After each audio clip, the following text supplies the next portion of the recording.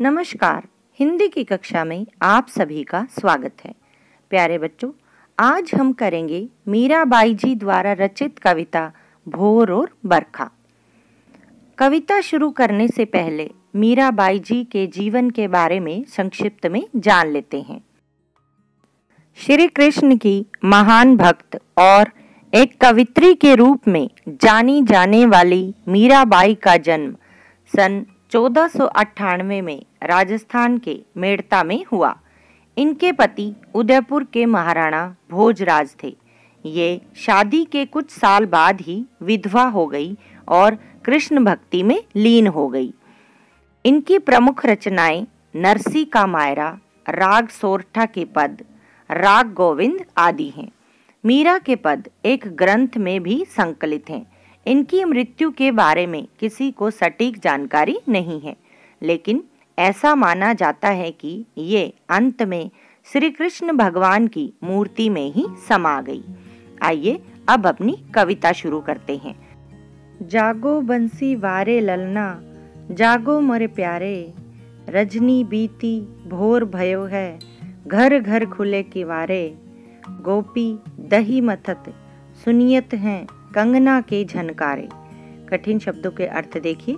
ललना का अर्थ है प्यारा बच्चा, रजनी यानी रात, भोर का अर्थ है सुबह, किवारे का अर्थ है दरवाजे, मथत का अर्थ है मथना या बिलोना और सुनियत का अर्थ है सुनाई देते हैं।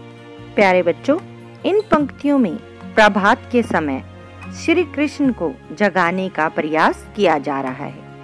यशोदा अपने पुत्र श्री कृष्ण को जगाते हुए कहती हैं कि हे वंशी वाले प्यारे कान्हा, जागो, रात बीत गई है, सुबह हो चुकी है, घर घर लोगों ने दरवाजे खोल दिए हैं, गोपियों ने दही मथना शुरू कर दिया है, उनके कंगन की झनकार सुनाई दे रही है। आगे देखिए। उठो लाल जी भोर भयो है, सुर नर ठाड़े द्वारे, ग्वाल बाल सब करत कुलाहल, जय जय शब्द उचारे, माखन रोटी हाथ में लीनी, गौवन के रखवारे, मीरा के प्रभु गिरधर नागर, शरण आया को तारई।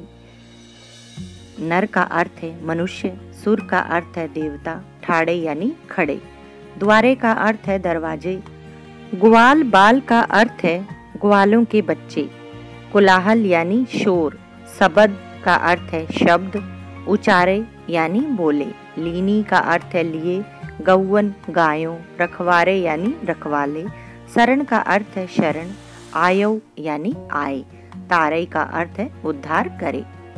यशोदा जी कहती हैं, उठो ललना, सुबह हो गई है, देवता और मनुष्य सब द्वार पर खड़े हैं, ग्वालों के बच्चे शोर मचा रहे हैं और तुम्हारी जय जयकार कर रहे हैं। मीरा कहती हैं कि माखन रोटी हाथ में लेकर गौओं की रक्षा करने वाले मेरे गिरधर नागर, आप शरण में आए हुए लोगों का उद्धार करते हो। अगली पंक्तियां देखिए। बरसे बदरिया सावन की मन भावन की, सावन में उमग्यो मेरो मनवा, भनक सुनी हरियावन की।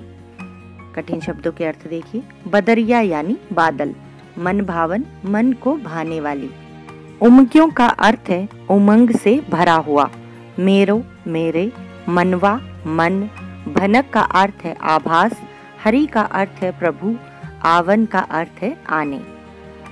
इन पंक्तियों में सावन की बरखा में श्री कृष्ण के आने की आहट का वर्णन किया गया है।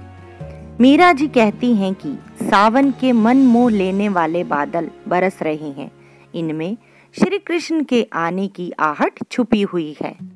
मीरा यह समझ जाती है और उनके मन में उमंग भर जाती है। आगे देखिए।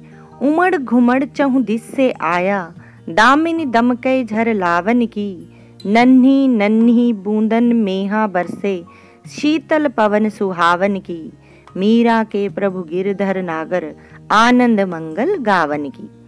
चहुदिस का अर्थ है चारों दिशा, दामिनी यानी बिजली, दमकई का अर्थ है चमके, झर लावन की वर्षा लाने वाली, बूंदन यानी बूंदे, मेह का अर्थ है बादल, पवन का अर्थ है हवा, सुहावन का अर्थ है प्रिय लगने वाली।